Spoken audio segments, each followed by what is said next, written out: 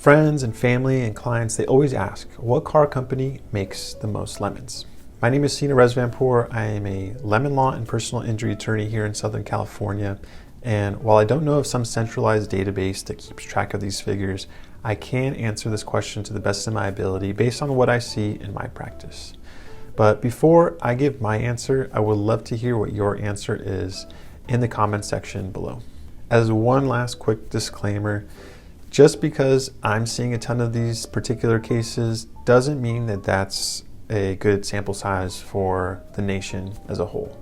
It could be because I help clients with a certain type of car, they have friends that drive that same car, and they let them know, those friends then become my clients, so there's a snowball effect there.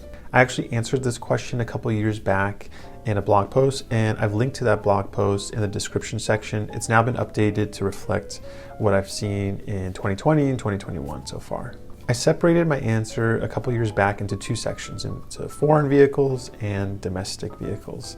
So in the foreign category, my old answer was BMW, followed by Mercedes and Jaguar Land Rover. Now, actually, I'm seeing predominantly Range Rover cases. So Range Rover is a brand of Land Rover.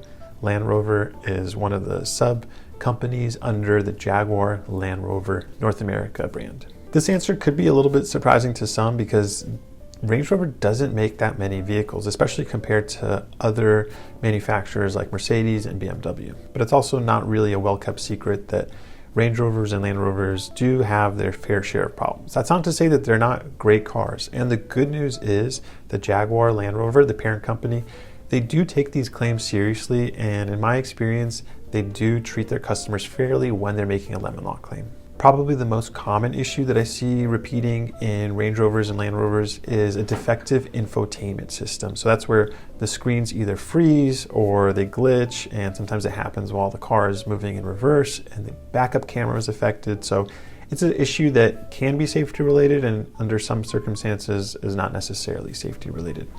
I've also seen plenty of complaints about defective tailgates, defective engine problems, transmission problems. So it's really not limited to any one particular defect. BMW and Mercedes still get an honorable mention in this category. So they do produce a ton of cars, way more than Jaguar Land Rover, and it's not really any knock on them. It's a small percentage of their cars that end up being defective, but those two companies do tend to be a little bit more aggressive when defending lemon law claims. As a quick side note, the best advice I could give in making sure that you'll have a successful lemon law claim is making sure to take your car in for service when it does have problems. If you don't have service records to support your claims that your car is a lemon, your case is really not going to go far.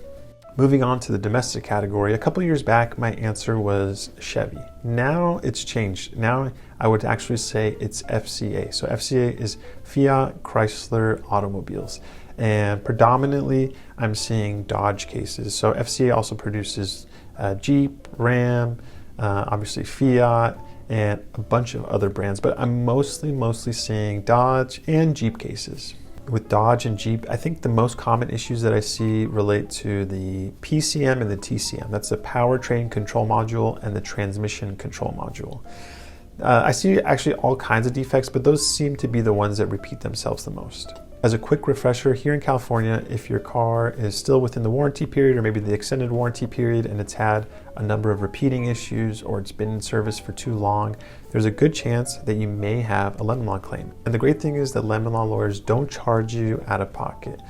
If you have a successful claim, they can get paid by the manufacturer, and that's what happens in 99.9% of cases. I think the biggest issue that I see facing clients is not knowing what lemon law is or what rights they have. So it's a pretty sweet deal. You get pretty much all of your money back minus a couple of deductions that are written into the law. Your attorney's fees get paid and they take the car off your hands. So you can then take that money, go get yourself a new car that ideally does not have the same problems. If you have any lemon law related questions, or if you have a suggestion for a topic that you would like to see discussed in a future video, go ahead and leave that in the comment section. Check out the blog post that I've updated. It's in the description. And remember, this is not legal advice.